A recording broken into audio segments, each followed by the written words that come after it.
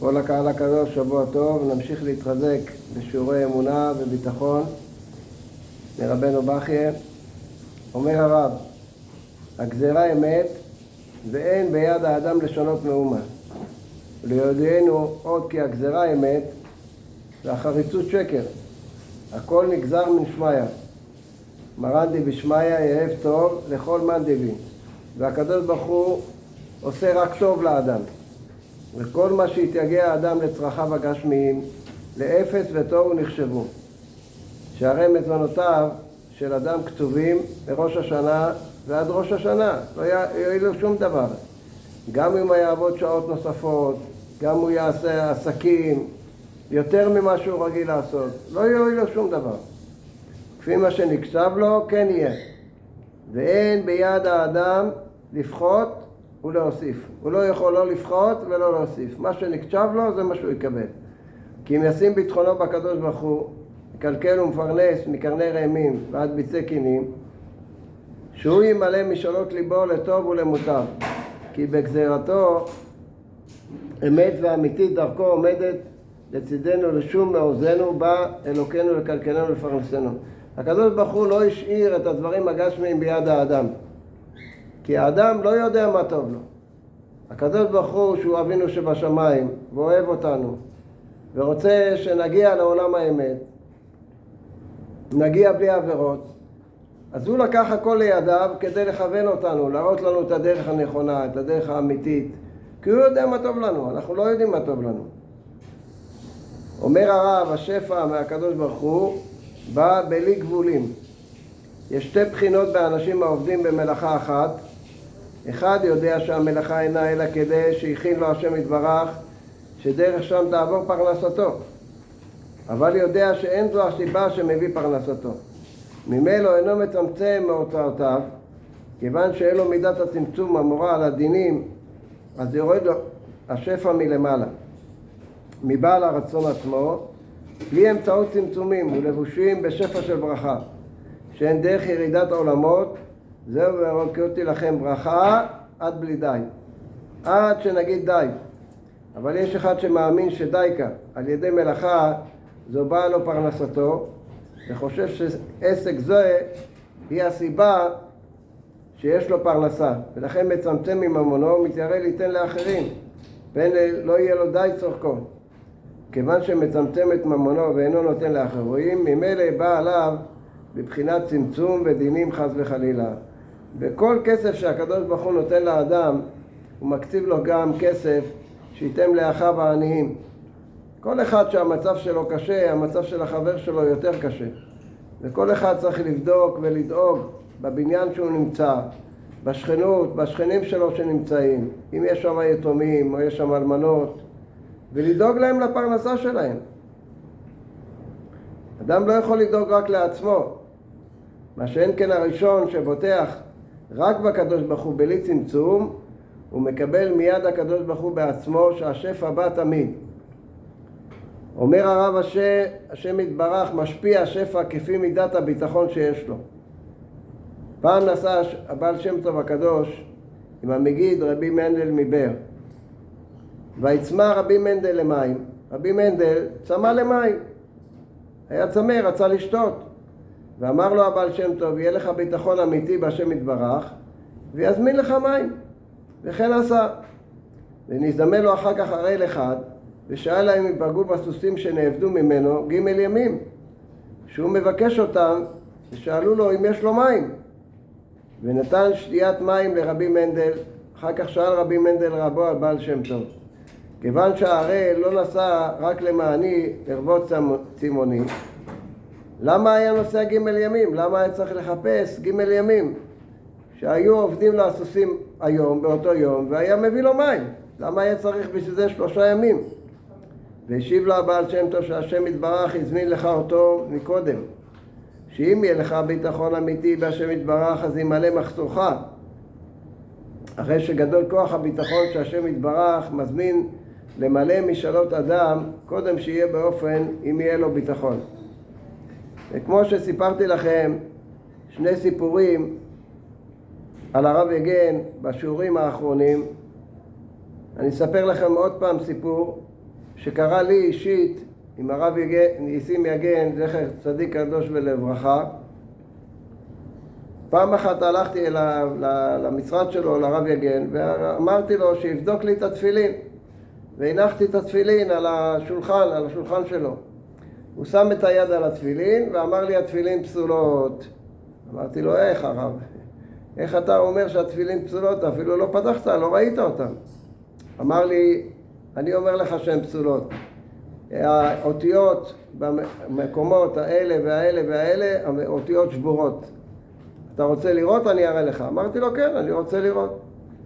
פתח את התפילין עם סכין, והוציא את הקלף של התפילין של ראש, והראה לי שם, כמו שהוא אמר, האותיות שהוא אמר, הראה לי עם זכוכית מדלת, שהאותיות שהוא אמר באמת האותיות שבורות. מכאן רואים את האמונה והביטחון של הרב יגן זצ"ל.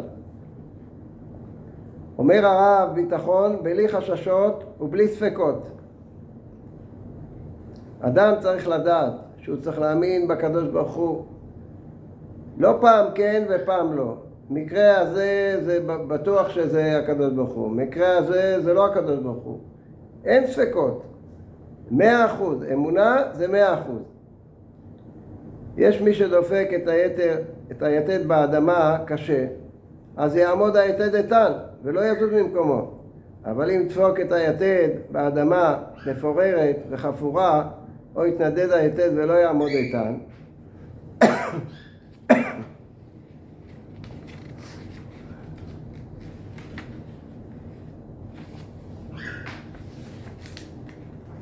השייח הקדוש דרש בענייני ביטחון ואמר שהבוטח בלב שלם אין צריך לעשות שום השתדלות.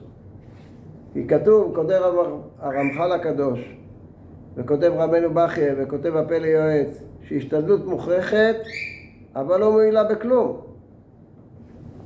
אז כך אומר השייח הקדוש, שהבוטח בלב שלם אינו צריך לעשות שום השתדלות. יש שני מיני ביטחון, אומר לנו הרב. יש שיטה אחת של חובות הלבבות, ויש שיטה אחת של הרמב"ן. בעניין המדרגות בביטחון מצינו בספר אבן ישראל, שיש שני מיני ביטחון. ביטחון של חובות הלבבות וביטחון של הרמב"ן. לחובות הלבבות צריך לפתוח בקדוש ברוך הוא על ידי השתדלות דווקא, כי אסור לסמוך על הנס, כן? כי כתוב השתדלות מוכרחת, על אף שהיא לא מועילה בכלום. אף כי אין מעצור לקדוש ברוך הוא להושיע, אף בלא השתדלות. אף על פי כן, מה שבכוחו לעשות, מחויב הוא לעשות. בחטא עשה היה מה שלא דרש בשם כלל, רק ברופאים, כמפורש בפסוק. ולרמב"ן זצ"ל, הביטחון הוא להשליך על השם לבד יאהבו, בלי שום סיבה, בלי שום השתדלות, אומר הרמב"ן. ומה שדרשו רבנו זיכרונם לברכה, ורפוא ירפא, היינו שניתן רשות לרופא לרפא, אבל העובד השלם אין ראוי לדרוש כלל ברפואה טבעית. לדידיה גם בפרנסה אין צריך שום השתדלות, רק ביטחון בשם.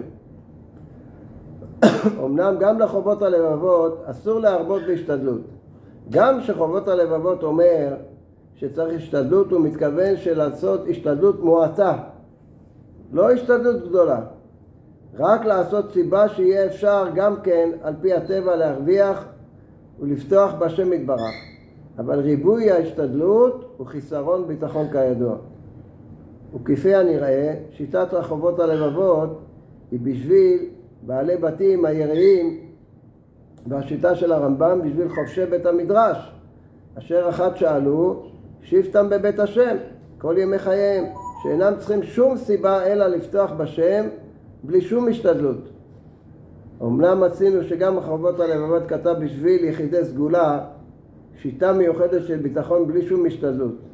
זה מה שכתוב, שמי שעשו בלי השתדלות, אבל כתוב בדור שלנו לא עלתה להם. אין בדור שלנו אנשים עם כל כך הרבה אמונה וכל כך הרבה ביטחון שיכולים לשבת ולחכות עד א' לחודש שהקדוש ברוך הוא ישלם להם את מה שהם צריכים לשלם למשכנתה. אז כתוב לא עלתה להם. אז היום ודאי שצריך לעשות לפי חובות הלבבות, כי צריך לעשות השתדלות, שתהיה השתדלות מועטה, כי אי אפשר היום בדור שלנו בלי השתדלות מועטה. כן? אמנם מצינו שגם בחובות הלבבות כתב בשביל יחידי סגולה שיטה מיוחדת של ביטחון בלי שום השתדלות.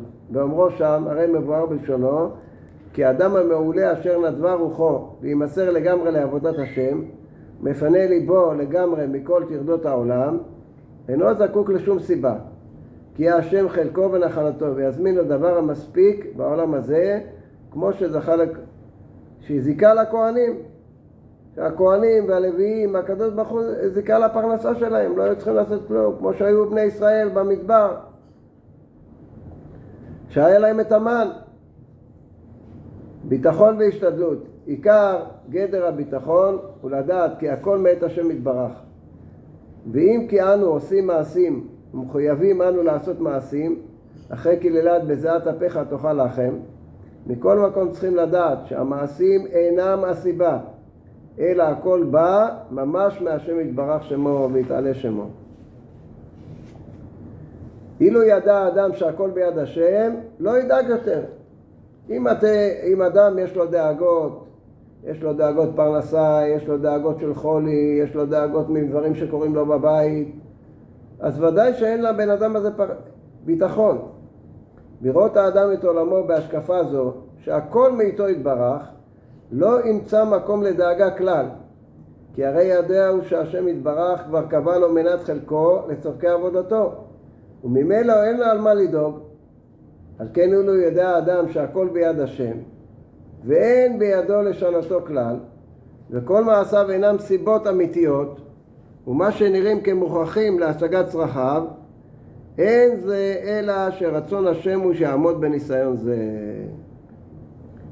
כל מה שהאדם בא לעולם הזה זה לעמוד בניסיונות, לעמוד בדברים שהוא עובר, וכל מה שהשם בודק אותו אם הוא מאמין, אם הוא בוטח בשם. זה כל הניסיון שיש לאדם היום. כל הניסיון שיש לנו זה להראות לקדוש ברוך הוא שאנחנו מאמינים בו, שאנחנו בוטחים בו. שיעשה המעשים וידוע שאין המעשים פועלים אלא השם יתברך לבדו. ואין עצה לאדם, ורק עצת השם היא תקום. מחשבות בלב איש, ועצת השם היא תקום. אם הוא ידע זאת, לא ידאג יותר, מכיוון שאין מקום לדאגה. אין לך מה לדאוג, הקדוש ברוך הוא שאוהב אותך, שהוא אבא שלך, הוא דואג לך. אתה רק תעשה מה שצריך לעשות, והקדוש ברוך הוא ידאג לך. האדם שיש לו דאגה גדולה לפניו, תתבטל דאגתו לגמרי כשתגיע השבת, והיינו על ידי שיפעל בליבו, להבין ולהכיר, כי השם יתברך הוא סיבת הכל, ואין סיבה זולתו. אז יפתח בו בחסדו וטובו, כי הוא כבר הכין הכל לטובת העניין, וכבר עשוי מסובב על צד היותר טוב ביותר, וזהו אשר השבת מקדשת את כל השבוע. כי מהשבת נלמד לכל 6 הימים, כי אין ממש במעשה עצמו כלל. והשם יתברך כבר עשה והכין את הטוב בעיניו, שהוא הטוב באמת.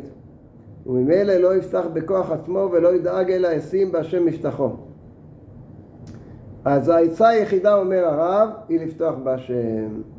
שנזדמן לאדם דבר הצריך לעזרה, אל יפנה לעזרת האדם, שאין לו תשועה.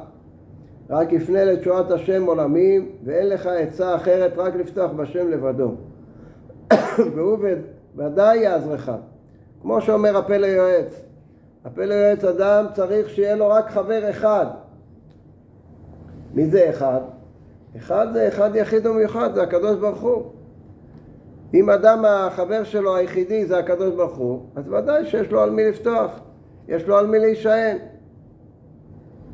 אבל בחברים אחרים אנחנו רואים את המציאות, שיש לפעמים אחים שבוגדים אחד בשני, ושותפים שבוגדים אחד בשני. אבל חבר אחד שזה הקדוש ברוך הוא, אז ודאי שאפשר לפתוח בו. שיהיה לכולנו בעזרת השם שבוע טוב ומבורך.